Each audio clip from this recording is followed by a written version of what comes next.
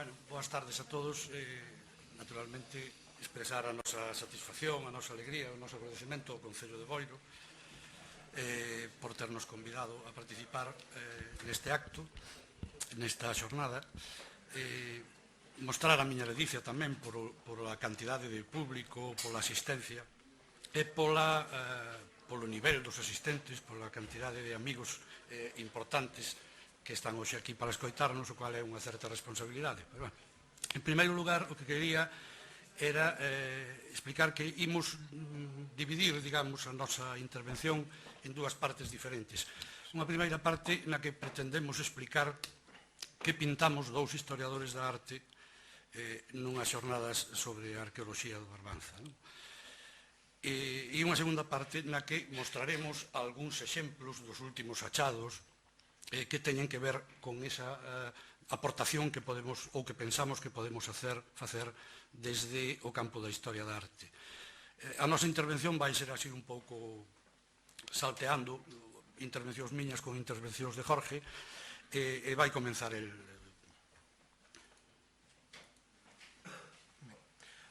Ben, pois eu quería empezar por suliñar un pouco as posibilidades da historia da arte en relación con este campo de traballo que polo xeral vense entendendo como exclusivamente arqueolóxico, é dicir, explicar un pouco cales vemos nós que poden ser as nosas aportacións como sector profesional, refírome, e bueno, quería empezar pois falando, por exemplo, de Max Raffel, que foi un historiador de arte francés que nos anos 40 sentou un pouco as bases para a renovación do estudio da arte prehistórica, concretamente da arte paleolítica, e que bueno, nos pareceu significativo un bo xeito de empezar sinalar como un historiador da arte está un pouco nos inicios de toda esta liña de traballo que logo xente como Leroy Gourand que se estendeu hasta os anos 60, 70, incluso con ramificacións casi ata a actualidade, pois xurde do traballo de xente que doutra rama científica, digamos.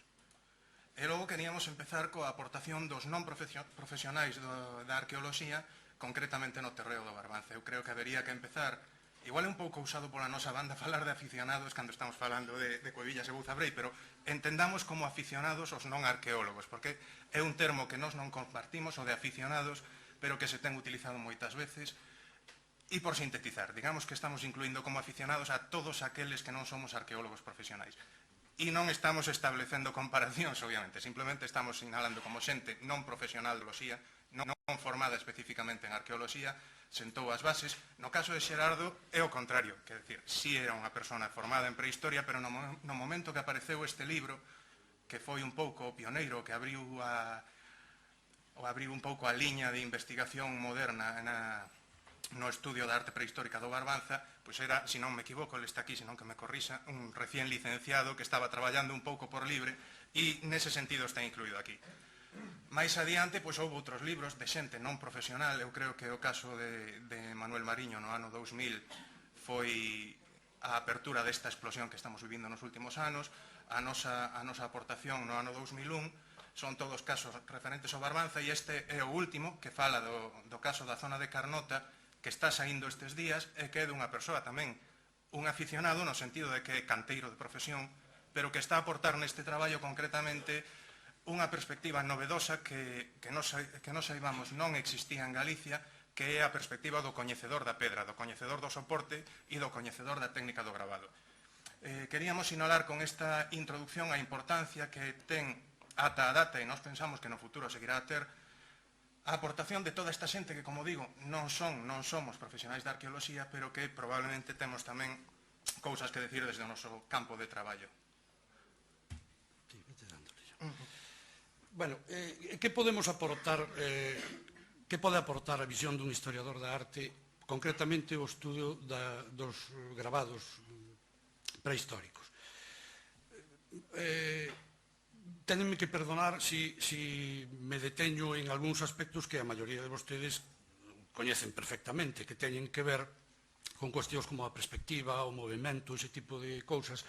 que a mí me gustaría explicar un pouquiño despacio, pero que a moitos de vostedes probablemente lles poda aburrir. Cando vemos ese conxunto que é o do Monte da Gurita, en Porto do Son, somos incapaces, absolutamente incapaces de apreciar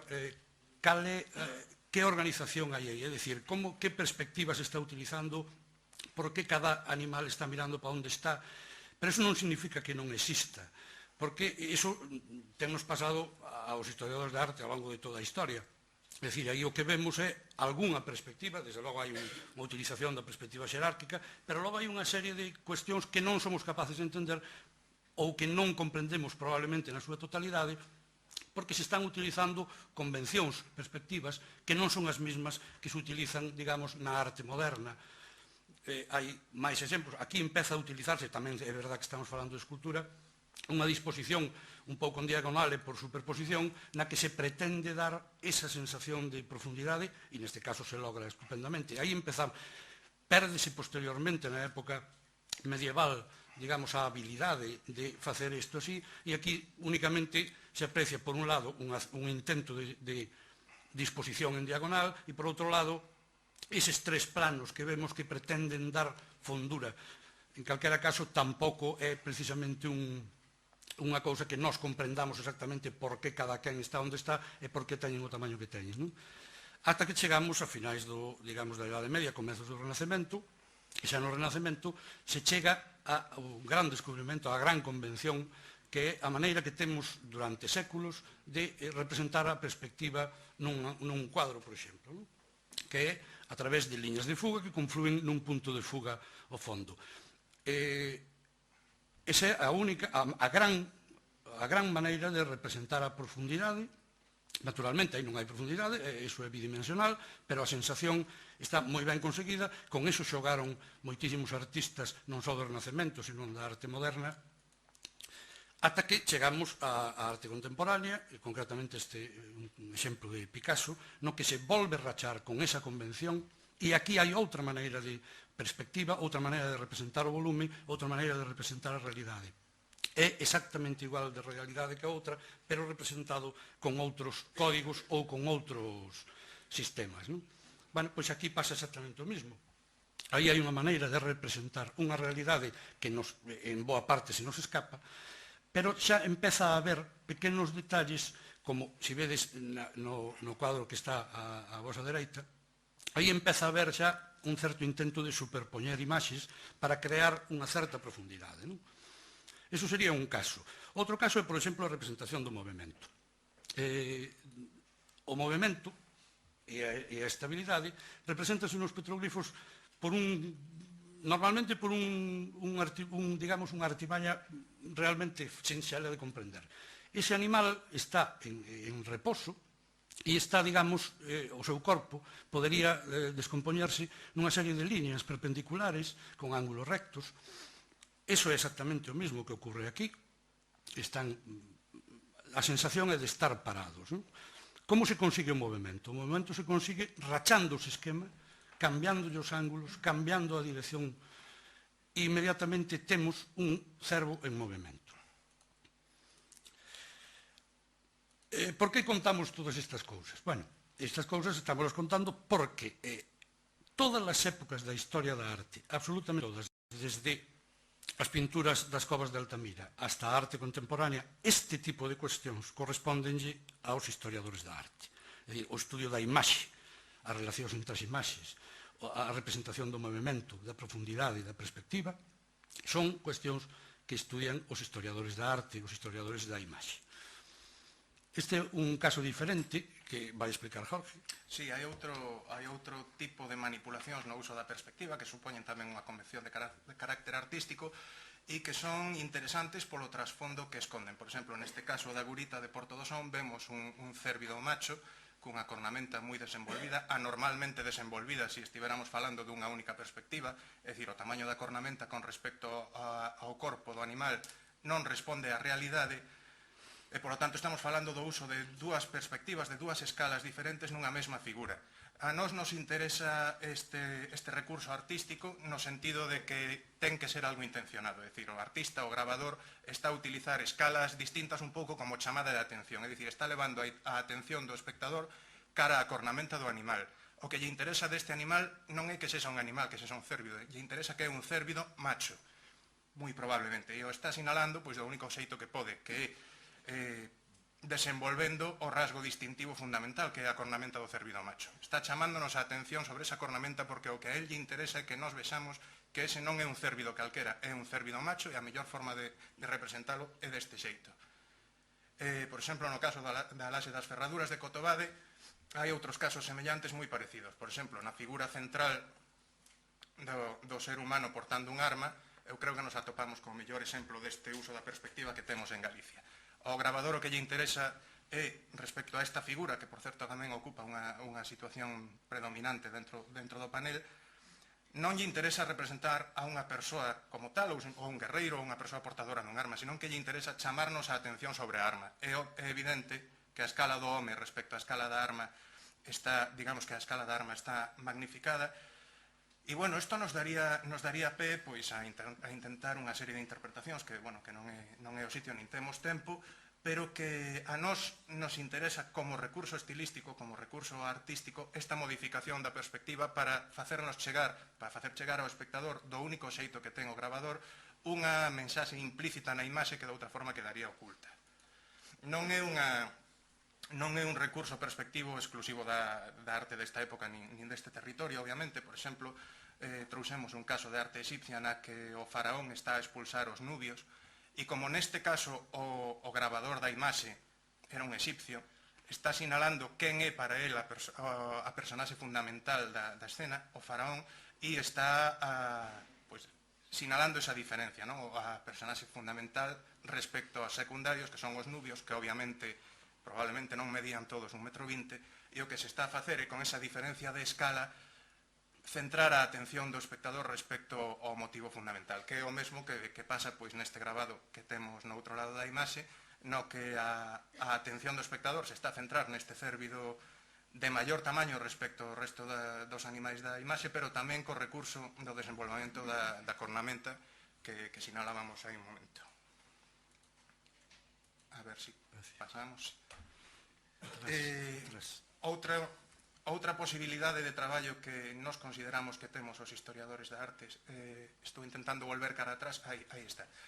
é o estudio da iconografía, é dicir, o estudio da imaxe contextualizada. Este é un caso, supoño que logo Ramón e Carlos falarán dele, un caso recentemente localizado, non falarán dele, ben, en calquera caso simplemente é sinalar que é un exemplo recentemente localizado en Basoñas, en Porto do Son, cunha ubicación un tanto anómala, pero, bueno, neste caso non é o que nos interesa, simplemente quedarnos con esta figura e logo co traballo que tentamos facer nós ou que nos pensamos que se pode facer desde a historia da arte de contextualización. Quen coñeza un pouco a xente que estea máis metida en arqueoloxía, bueno, a marxe do parecido formal evidente e de ausencias, por exemplo, no caso de Basoñas que citamos non hai a presencia dunha arma como nosotros, nós creemos que hai unha liña iconográfica que os une. É certo que isto abre unha serie de dúbidas e de cuestións en canto a cronoloxía complexas, nas que tampouco queremos entrar, pero simplemente sinalar que, bueno, que con este outro exemplo, o de Outeiro do Corno, que localizamos hai un par de anos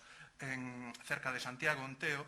están a facer unha aportación ao catálogo iconográfico da arte rupestre galega que nós consideramos moi interesante, non tanto pola novidade, senón polas implicacións que pode ter, xa non a nivel formal, senón incluso, probablemente, respecto ao estudio da cronoloxía, que por outra banda é un tema que a nos supera un pouco e que deixamos máis aos profesionais da arqueoloxía.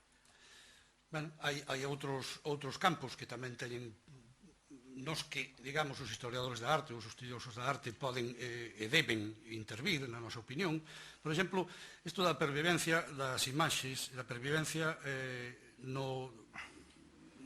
na colectividade de imaxes. Vexen vostedes, por exemplo,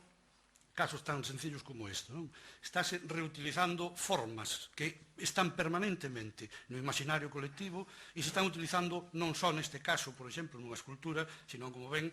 na publicidade, no deseño gráfico, en todo tipo de cousas. Vexen aí, desde bancos, o gama, hai todo tipo de exemplos. Algúns, por exemplo, esta é unha reflexión de Xosé Díaz, o fillo de Isaac Díaz Pardo, diseñador profesional, no que el recoñece o peso dese tipo de cuestións. Hai exemplos moi curiosos. Sí, a ver si podemos... Aí tedes desde o PP a UPG,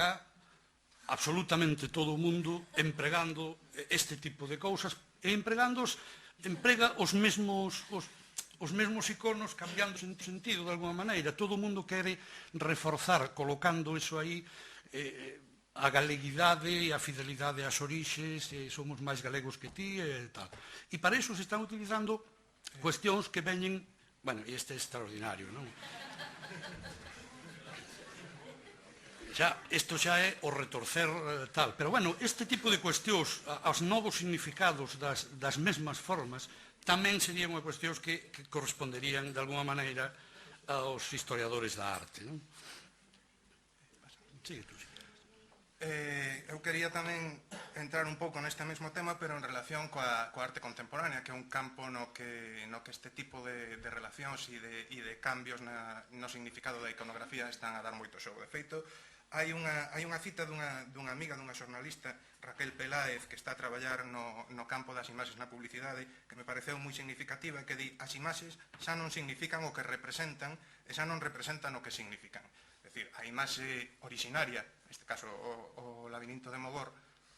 pasa a arte contemporánea, esta está na Illa das Esculturas en Pontevedra, probablemente non, perdendo o seu significado originario e tendo unha certa recuperación ou intentando facer un vínculo pois cunhas raíces culturais, na miña opinión persoal neste caso, pois o mellor non a máis acertada, pero é, para que nos entendamos, é o mesmo que pasa, por exemplo, cando vemos pola rúa alguén cunha camiseta do Che Guevara. É dicir, esa camiseta hai 30 anos tiña un significado, esa camiseta hoxe ten un significado radicalmente distinto, esa representación do Che no seu momento tiña un significado, hoxe perdeu ese significado, é o que di Raquel Peláez. Eso que se representa xa perdeu o seu significado, ten outro, que é o que pasa neste caso. Queríamos,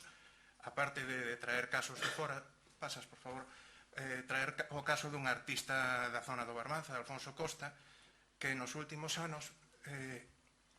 está a utilizar tamén un pouco este tipo de iconografía nas súas obras. O pentagrama mineral forma parte do grupo do Atlante de Baroña, que está en Porto do Son, e, bueno, aí están un pouco máis como trasfondo. No grabado, bueno, non hai máis que comentar, non? Simplemente a utilización dunha iconoloxía, pois, no mellor con carácter máis decorativista, pero sin segundas lecturas.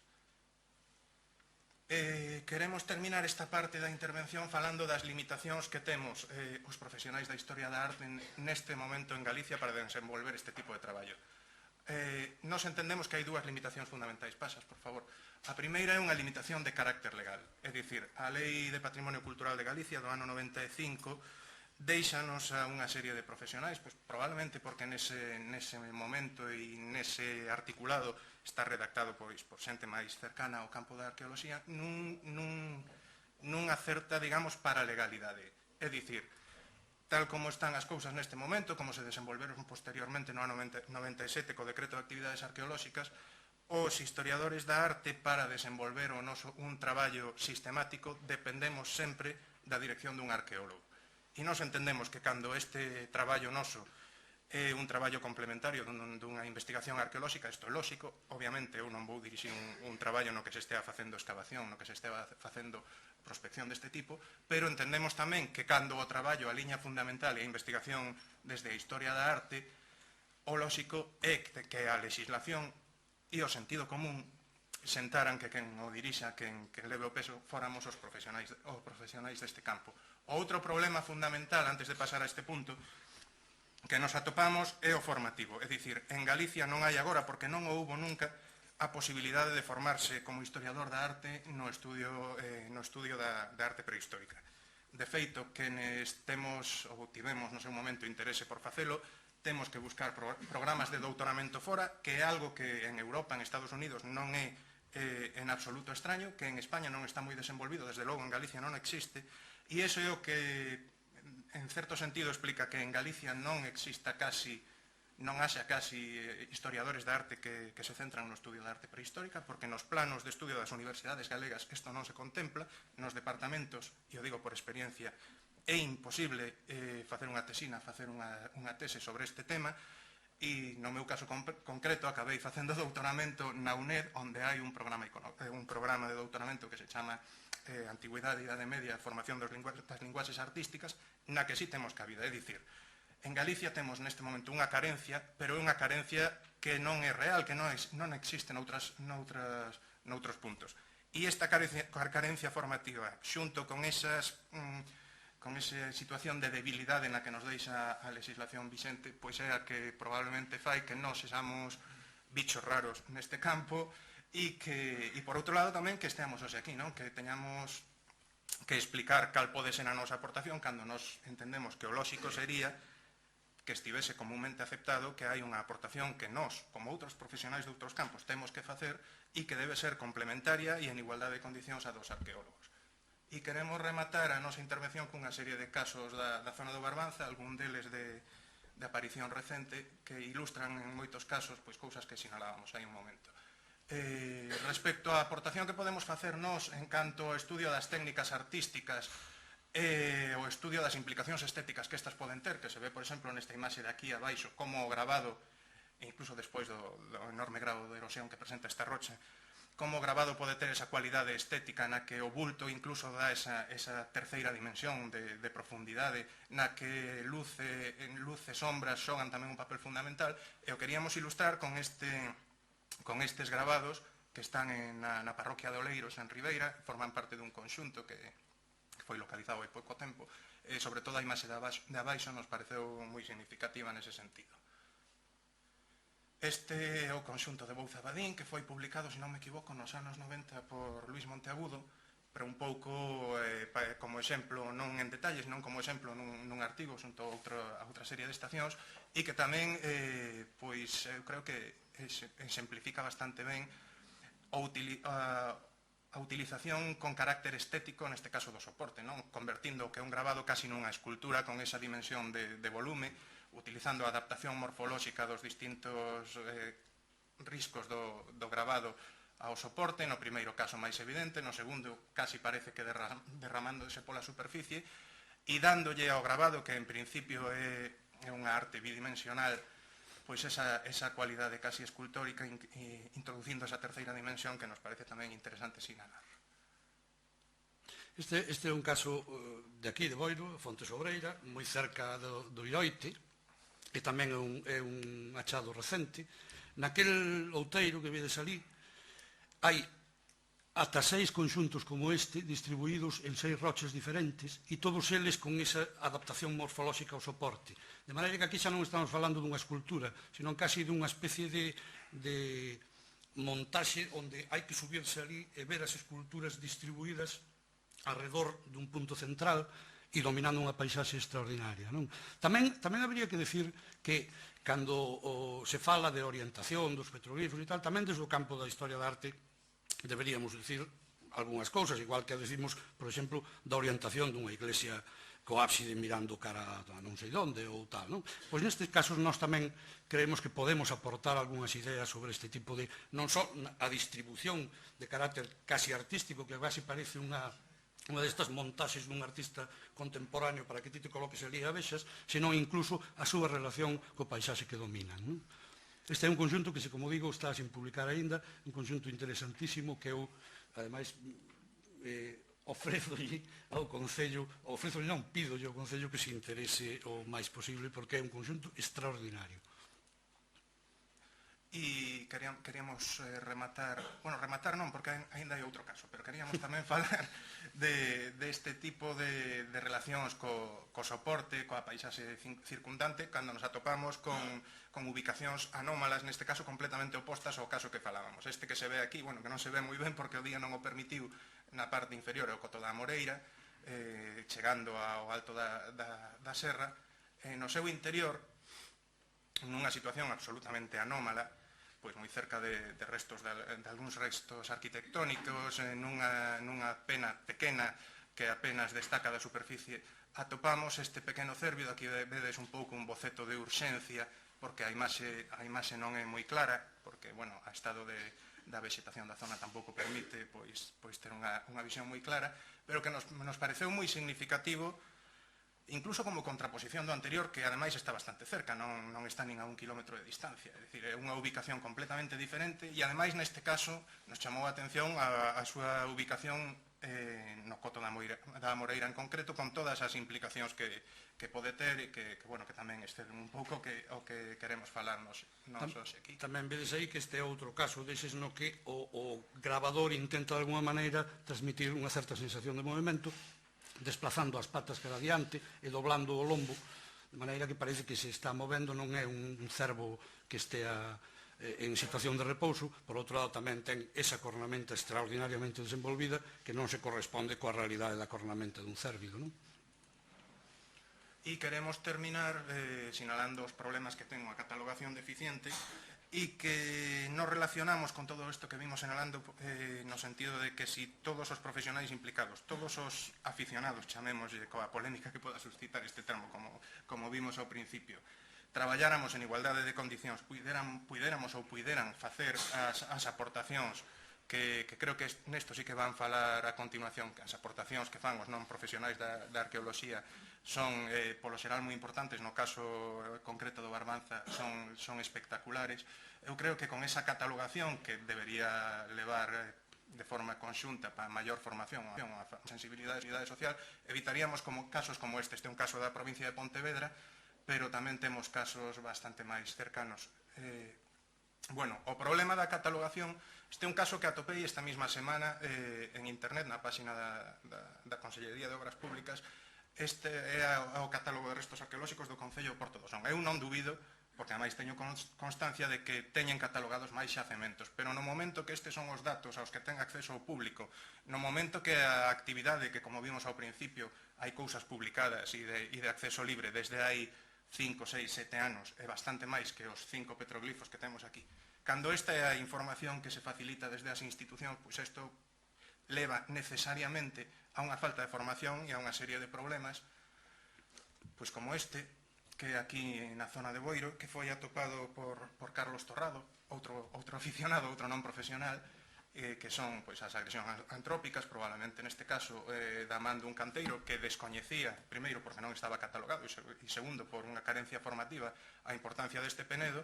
e que simplemente rachou con el. Non é un caso extraño, nin moito menos, estes os temos en prácticamente todos os concellos,